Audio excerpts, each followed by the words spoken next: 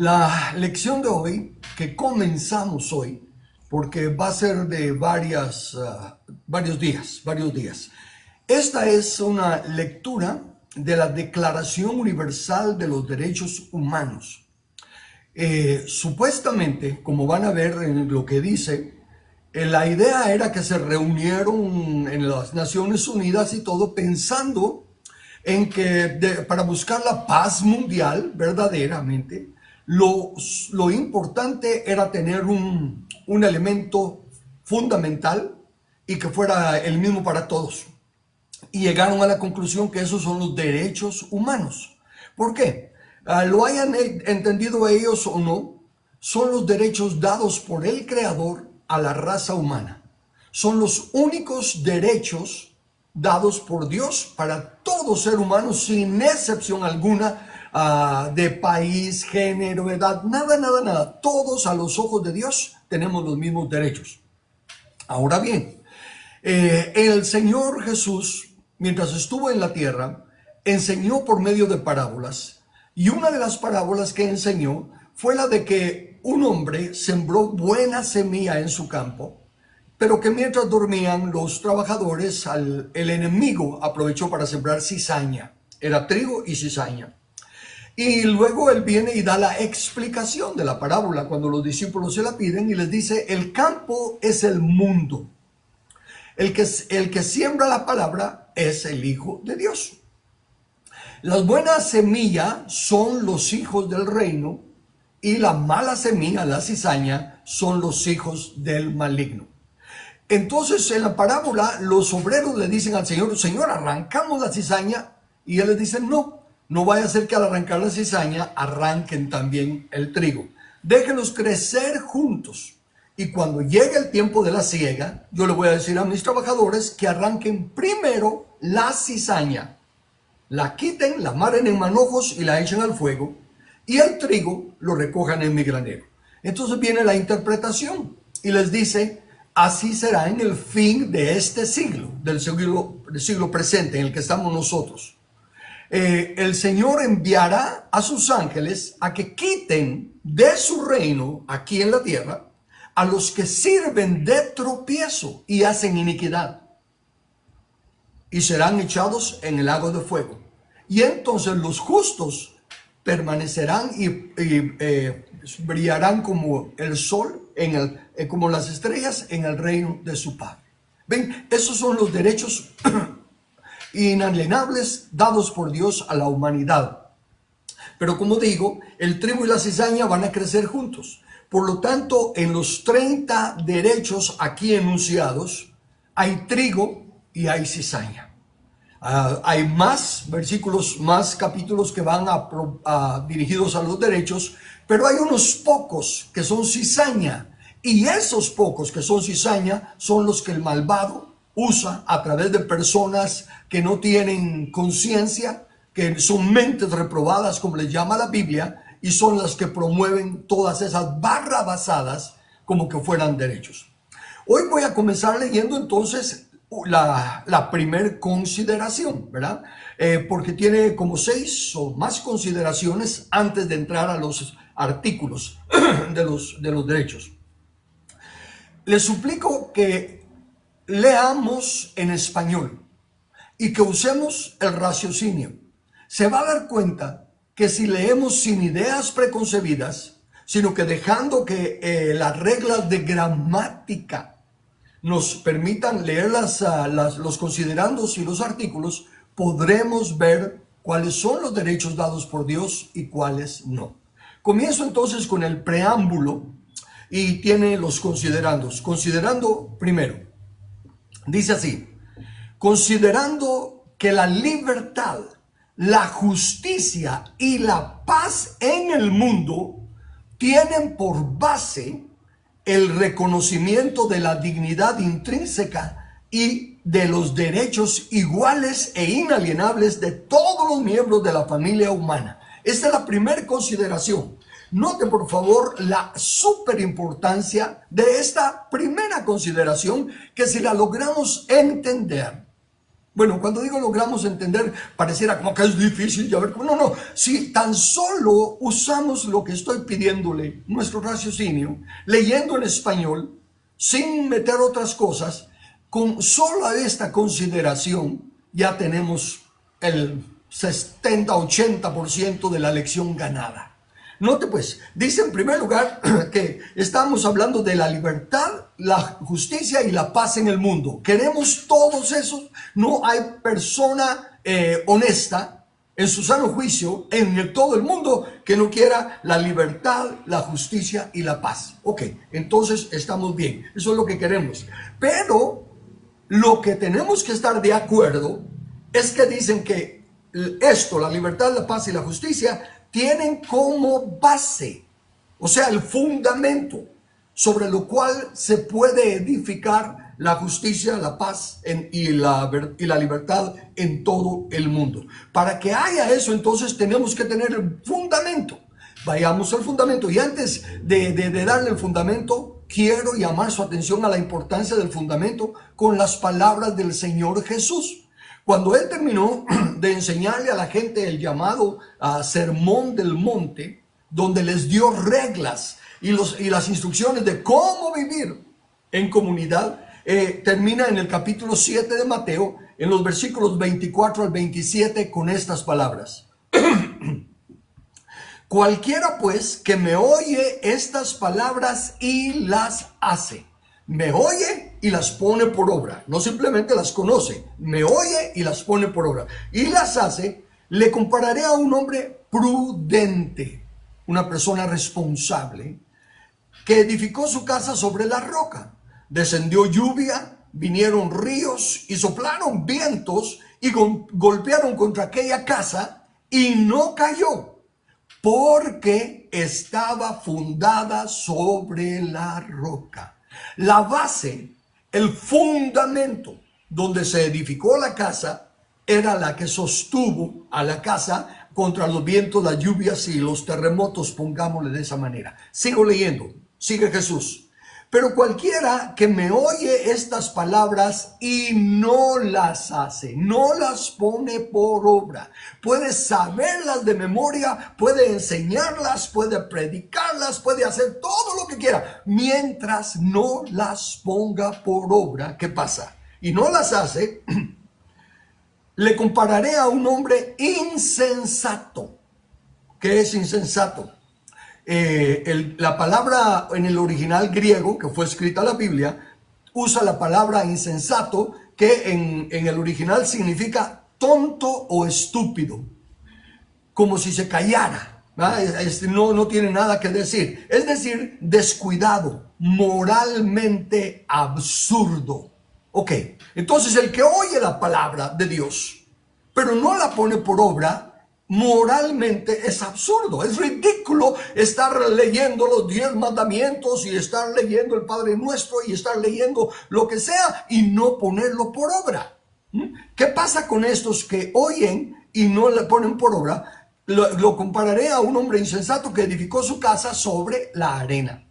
¿Y descendió qué? Lo mismísimo que pasó con la otra. Descendió la lluvia. Vinieron ríos y soplaron vientos y dieron con ímpetu contra aquella casa y cayó. Y fue grande su ruina. Entonces uso las palabras de Jesús en cuanto a su enseñanza para aplicarlas a este primero, considerando la base o fundamento para que haya justicia, libertad y paz en el mundo es esta que nos van a dar. Y de nada nos sirve leerla, conocerla, enseñarla, si no la ponemos por obra. Entonces, ¿cuál es ese fundamento que se nos presenta desde el inicio? Es el reconocimiento de la dignidad intrínseca y de los derechos iguales e inalienables de todos los miembros de la familia humana. Veamos cuánto entendemos esto de cómo es el reconocimiento. Tenemos que reconocerlo. Para reconocer que esto es así, tenemos que entender es esto. En primer lugar dice la dignidad intrínseca. ¿Qué es intrínseca? Dice la definición en el diccionario: interno, inherente, íntimo, propio o esencial de una cosa, inseparable de la cosa en sí. Por lo tanto, verdadero, genuino, real, no aparente o accidental. Sigue diciendo otra versión, otro diccionario. Inherente, que por su naturaleza está de tal manera unido a algo que no se puede separar de él. Permítame dejar esta porción con toda claridad. La dignidad humana, la dignidad por ser creados a la imagen de Dios, es algo que es parte de nosotros, es algo intrínseco.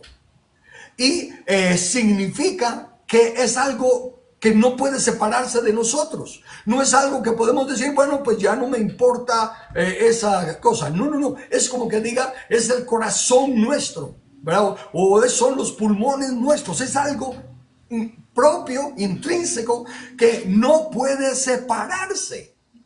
Y esa dignidad que Dios nos ha dado no se puede separar. Ni siquiera se puede renunciar a ella, como voy a seguir mostrándole. Pero por favor capte esto.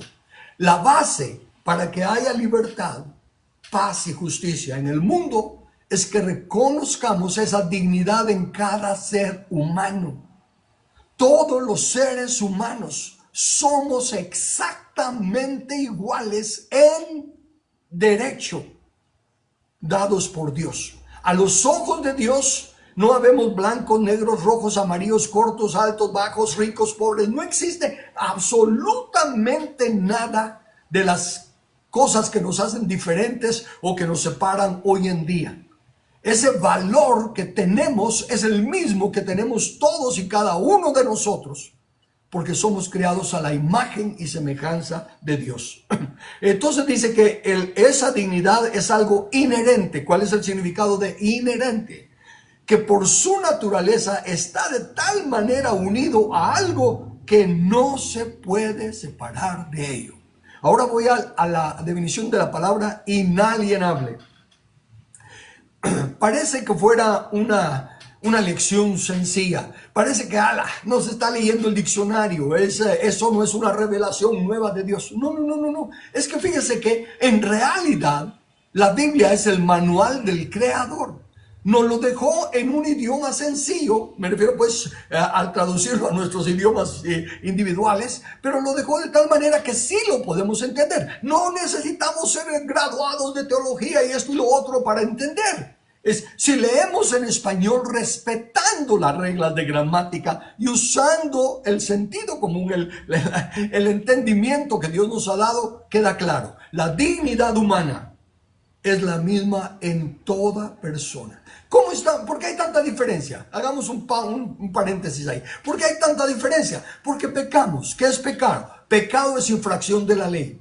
Pecado es no dar en el blanco en el propósito del plan que Dios tenía para nosotros. Y entonces nosotros empezamos a inventarnos las diferencias. El europeo es del primer mundo, nosotros somos del tercer mundo. Y toda esa basura y si no se entiende, si uno no se encaja en esa fraseología y en esos conceptos, entonces es porque uno es un ignorante, ¿verdad? No somos de las grandes élites. Pero todo eso es invención humana. A los ojos de Dios, no existe tal tercer mundo. A los ojos de Dios, el europeo, el latino, el africano, el chino, todos somos exactamente iguales a los ojos de Dios, y espera que para que haya paz en el mundo, nosotros aprendamos a ver eso en todas las demás personas. ¿A usted quiere decir que es criminal, que es asesino? No, no, no, espere. Yo estoy diciendo como personas, cada uno tenemos ese valor. Ahora, nuestras acciones son los que nos van a diferenciar como trigo, hijos de Dios, que respetamos a todos por igual, o como cizaña, los que se creen que echa la ley, echa la trampa, y los que son más buzos porque viven del resto de los demás, esos son cizaña. Pero esas son las dos únicas acepciones que Dios mira al ver a la humanidad: los que obedecen su palabra y los que no. Y todos los que obedecen su palabra, sin importar su color, tamaño ni nada, son hijos de Dios. Ok, vayamos a inalienable. Significa que no puede ser enajenado o transferido legal o justamente a otro. Bueno, en primer lugar veamos qué es enajenado. Ya que no puede ser enajenado, ¿qué es ser enajenado? Enajenar: pasar o transmitir a otro la propiedad o el dominio de una cosa. Si eso es enajenar, pasar o transmitir a otro la propiedad de una cosa, inalienable es que no se puede enajenar. O sea que no se puede pasar a otro la dignidad, la propiedad de los derechos inalienables. Permítame ser lento en esta enseñanza. Un derecho inalienable es que Dios me dio vida, me dio libertad y me dio propiedad.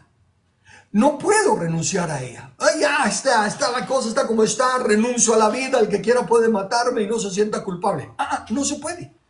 Nadie, absolutamente nadie, ni los gobiernos de cualquier parte del mundo tienen permiso o derecho de manejar, manipular nuestros derechos. Estos no son dados por ningún gobierno, son dados por Dios.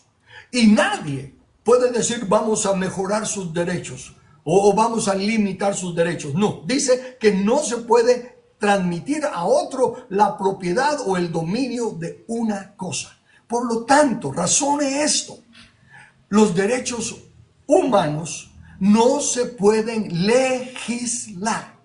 No se pueden hacer leyes de derechos humanos, porque el creador del universo, nuestro creador, nos ha dado a todos y cada uno de nosotros los mismos derechos. Así que no se pueden legislar. No tienen más derechos unos que otros. No pueden ser más derechos para unos y menos para otros. No. ¿Cuál es la función entonces del gobierno? Me voy a adelantar de una vez al fin de la historia. Solo protegerlos. Es lo único que puede hacer. Porque como hay cizaña, esa cizaña tratará de matar, o sea, dañar nuestra vida. Tratará de secuestrar, o sea, violar nuestra libertad. Y tratará de robar, o sea, violar nuestra propiedad. Para eso existe el gobierno, para proteger los derechos, pero no para legislarlos. No puede hacer ninguna ley para los derechos. Ok, voy ahora a leerle en hebreo lo que es derecho. Lo que le voy a leer cuando digo en hebreo y en griego y en español, que son los tres que voy a usar, no es que domine ninguna, ni siquiera el español también, pero son las definiciones que están en la palabra de Dios, en el manual del Creador. En hebreo, porque a lo que al llamado Antiguo Testamento le ponen al derecho; en griego, por lo que al llamado Nuevo Testamento le ponen al derecho; y en español, por nuestro diccionario. Entonces, en el llamado Antiguo Testamento, la palabra para derecho es mishpat. Significa un veredicto, una sentencia o decreto legal, ley divina. Capte eso. Sí es una ley, sí es un decreto, pero lo da el Rey de Reyes y Señor de Señores, el Dios del universo. Entonces los derechos humanos son un decreto de Dios. ¿Qué gobierno humano va a ponerse a decir arreglemos el decreto de Dios? Pongámoslo a votación a ver si pasa la prueba. No. Entonces, un derecho dado por Dios es un veredicto, una sentencia, un decreto legal, una ley divina. Ok, eso es en el llamado Antiguo Testamento. Ahora vamos al griego, que es en lo que está más la mayoría del Nuevo Testamento. La palabra en el griego es exousia. Significa autoridad, poder. Denota primero libertad para actuar y luego da autoridad para la acción. Ok, tengo autoridad para vivir y luego vivo. Y no hay ninguna ley que me pueda limitar. ¿Verdad? Legítimamente no pueden deshacerse de mi derecho. Tengo libertad, tengo autoridad para moverme de un lado a otro siempre y cuando respete los derechos humanos en las otras personas, siempre y cuando no viole los derechos de ellos. Pero tengo libertad y poder para hacerlo. Y lo mismo con la propiedad. Entonces, por un lado ya tenemos que es un decreto de Dios que nos da poder y autoridad para actuar los derechos. Ahora vayamos a nuestro idioma, el español. Dice el diccionario, derecho, facultad natural del hombre para hacer legítimamente lo que conduce a los fines de su vida. Entonces, poniendo las tres definiciones juntas, estamos hablando, como le digo, que los derechos, el derecho a la vida, el derecho a la libertad y el derecho a la propiedad, en primer lugar, son decretos de Dios. Nada ni nadie nos puede ni siquiera pensar añadirle una pizca. Nadie puede tocar lo que Dios ya estableció, solo protegerlo. En segundo lugar, ese derecho dado por Dios también trae inherente como parte de uno mismo el poderlos desarrollar. Desarrollamos nuestra vida, nuestra libertad y nuestra propiedad. Y a propósito de propiedad, ese es en otro tema, pero dice uno de los grandes escritores de antaño que la propiedad más grande y más sagrada es nuestra conciencia. Que mantengamos nuestra conciencia limpia. Ok, entonces esta es una definición de lo que el derecho es en sí. Basado en que es un decreto de Dios, basado en que nos da libertad y poder para actuar sobre ellos. Esta es la definición, no la inventé yo, la oí del maestro de la palabra,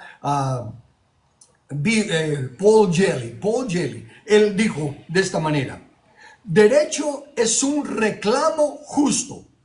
O sea que yo voy a reclamar, tengo derecho, tengo autoridad para reclamar este derecho. Es un reclamo justo de una promesa dada.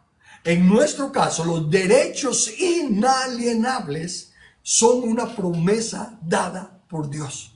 Y tenemos el derecho, tenemos el derecho de hacer un reclamo justo. Señor, mi vida. Señor, mi libertad. Señor, mi propiedad. Y Dios ya nos la dio. Claro, vendrá ahora nuestra responsabilidad de usar bien esos derechos, la vida, la libertad y la propiedad. Entonces, otro punto importante, puesto que es un reclamo justo a una promesa dada, eso conlleva la necesidad que quien da la promesa tenga la capacidad legítima, moral, poder, etcétera, de cumplir la promesa. Porque si no, aunque le reclamemos y le reclamemos, nunca se cumplirá nuestra promesa. Entonces ese no es un derecho justo. Si votan por mí, voy a acabar con la promesa, con la pobreza. Ajá, es una promesa del candidato, cumpla su promesa. No la puede cumplir. Por mucho que la ofrezca, por mucho que diga y haga y prometa y todo lo demás, no le podemos reclamar justamente que lo cumpla porque no tiene el poder legítimo ni la autoridad para hacerlo. ¿Ven? Entonces, teniendo esos conceptos claros, los únicos derechos humanos son los tres dados por Dios. Y tenemos todo el derecho de reclamar esos tres derechos porque nos los dio Dios. Viene alguien y me quiere meter preso porque le caigo mal o porque no soy de su postura política o lo que sea. Yo tengo el derecho de reclamar mi libertad. Nadie me puede limitar en mi libertad mientras yo esté respetando la libertad de todos los demás. Si yo estuviera bloqueando a los que están transeúntes en una avenida porque estoy haciendo un reclamo a la justicia y a esto y lo otro, el que está violando los derechos de libertad de los demás soy yo. Ahí sí puede llegar el gobierno civil ¿a qué? A proteger los derechos de ellos. Óigame, usted el loco está bloqueando el tráfico, se quita de ahí o lo metemos preso.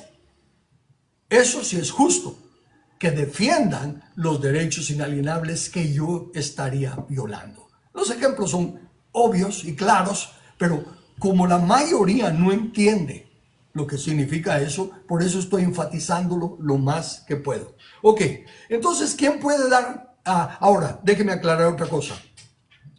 Derechos humanos solo son tres: vida, libertad y propiedad.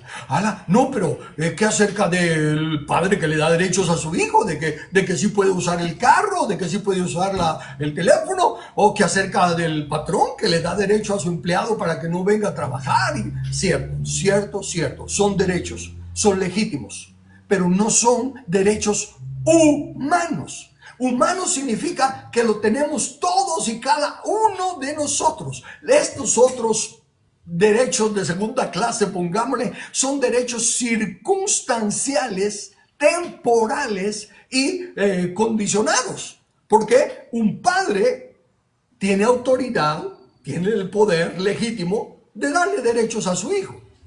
Pero eso no significa que los derechos que este padre le da a este hijo lo tienen todos los hijos. Porque o este padre le da derecho de usar el carro, este otro padre dice no le doy derecho de usar el carro. Entonces no es universal, no es algo que lo puedan hacer todos. Son derechos temporales, circunstanciales, condicionales. Y ahí sí, una vez más, como le acabo de poner el ejemplo de política. ¿Qué puede prometerme un político?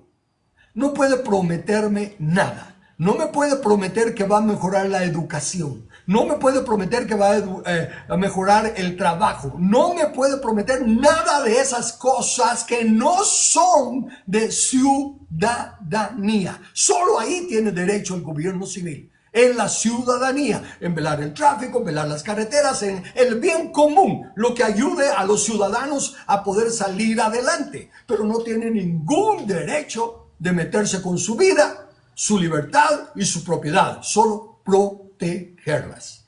Ok, entonces la base fundamental proclamada en la Declaración Universal es que un derecho inalienable es algo que no se puede separar de una persona porque es parte de su naturaleza humana. ¿Se puede separar el derecho de que el hijo maneje el carro? Sí. Le dice, no te portaste bien, ya no manejas el carro. Ok, ese derecho sí se puede quitar, porque no es inalienable, es circunstancial, temporal, pero no es un derecho humano. Claro que no, claro que sí, el hijo es humano. No estamos hablando de eso. Es que es universal. Todos los hijos tienen derecho de manejar el carro. Para comenzar, no todos los hijos tienen un padre que tenga carro. O sea que vaya poniendo por favor en su mente que para que hablemos de derechos inalienables, los derechos verdaderos, en los únicos que el gobierno civil puede protegernos, son inalienables, son lo mismísimo en China y en todo lugar. Por eso que son universales. Cualquier otro derecho de los hombres no dado por Dios, porque estos otros derechos no son dados por Dios, son dados por hombres. El padre le da derechos a su hijo, y escúcheme, son funcionales.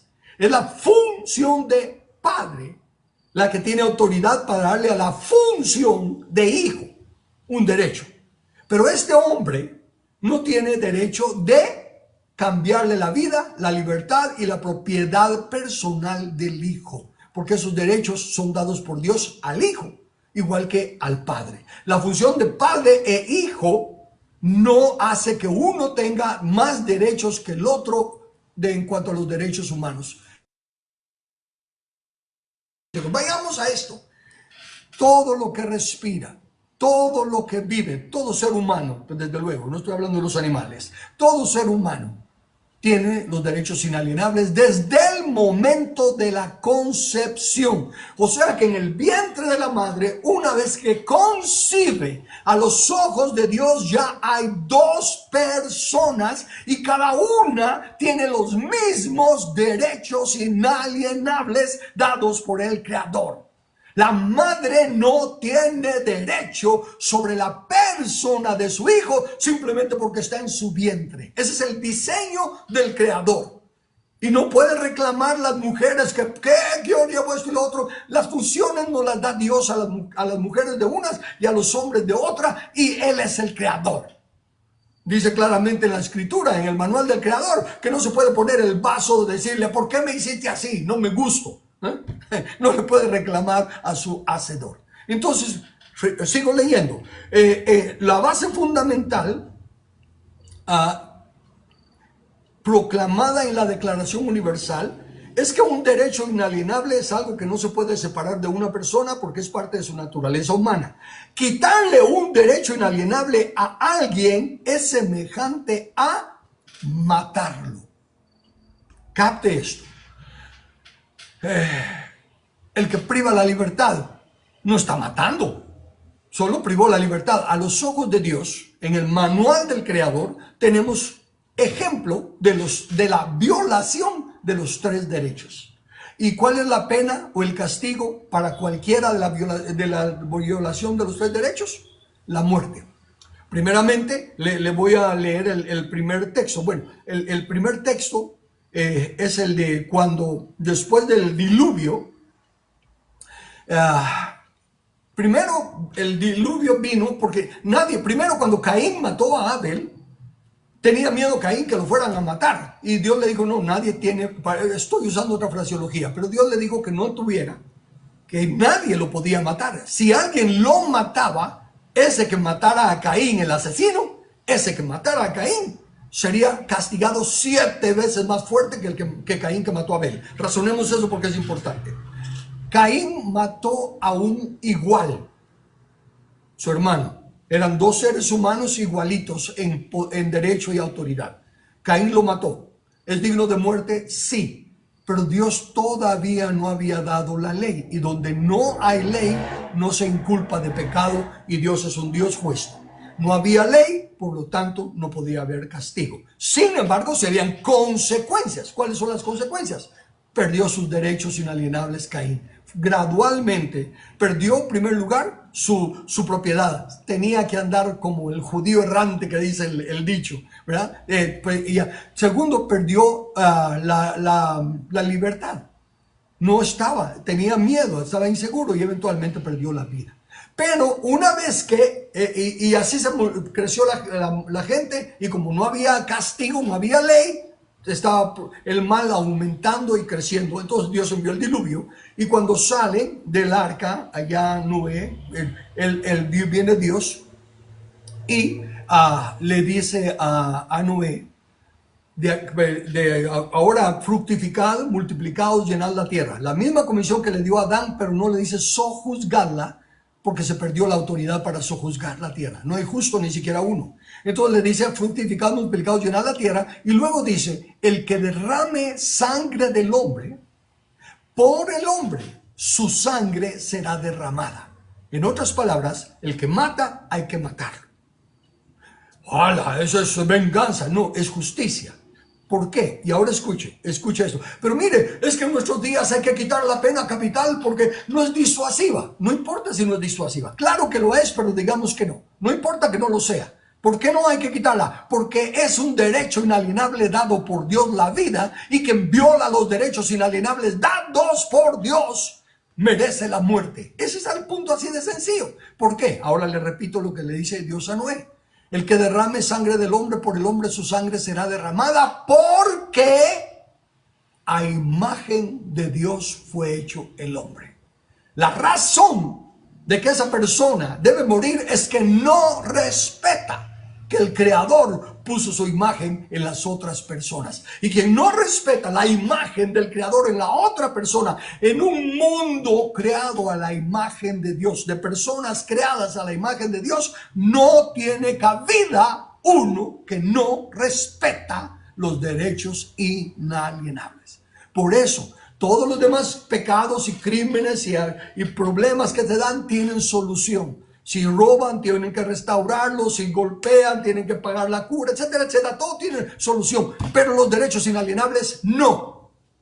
El que derrame sangre del hombre, por el hombre su sangre tiene que ser derramada. Derecho a la vida. Derecho a la libertad.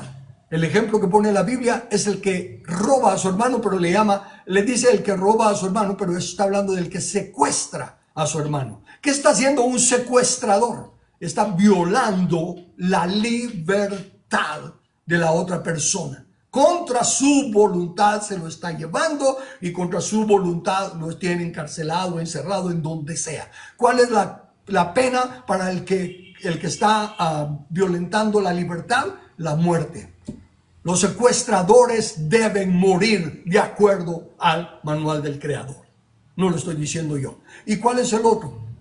La propiedad. Le decía que la propiedad más sagrada de uno, ¿verdad? Porque, ok, yo no tengo casa, yo no tengo carro, yo no tengo moto. Estamos hablando de la propiedad del ser humano.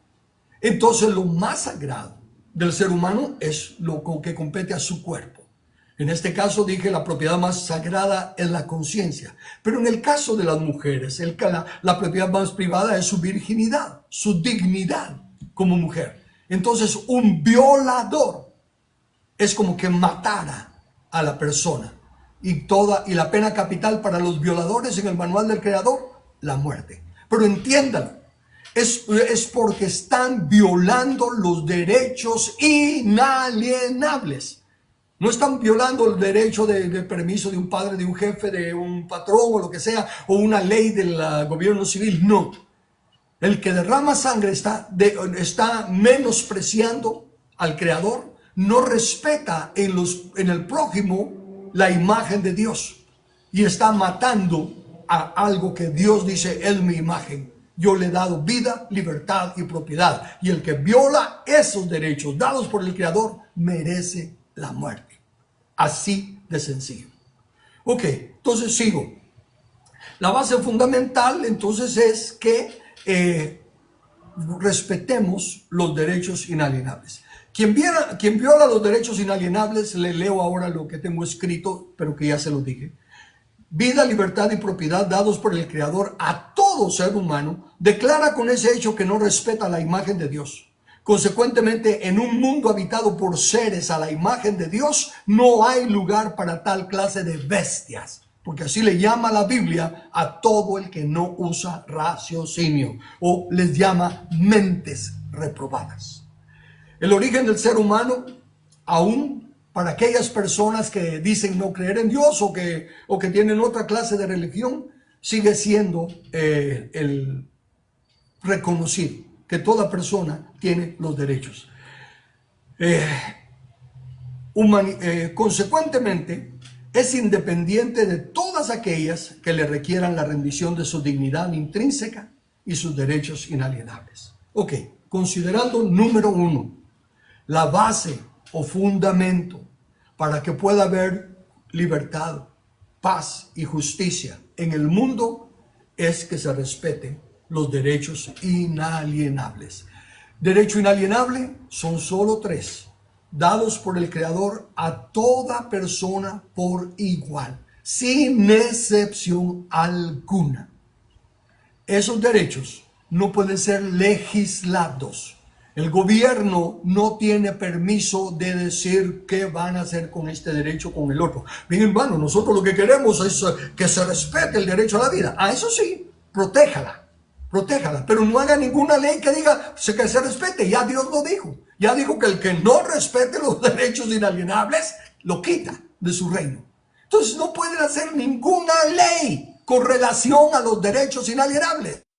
Y cuando se le permite al Estado meter las manos en alguna cosa, automáticamente se está perdiendo el control de eso ilegítimamente, porque legalmente no se puede perder la vida, la libertad y la propiedad. Entonces, cuando el gobierno dice, vamos a hacer esta ley, y que la Constitución nos va a dar derechos, no nos da derechos, mucho menos el gobierno. Regresemos a los a los derechos que no son inalienables.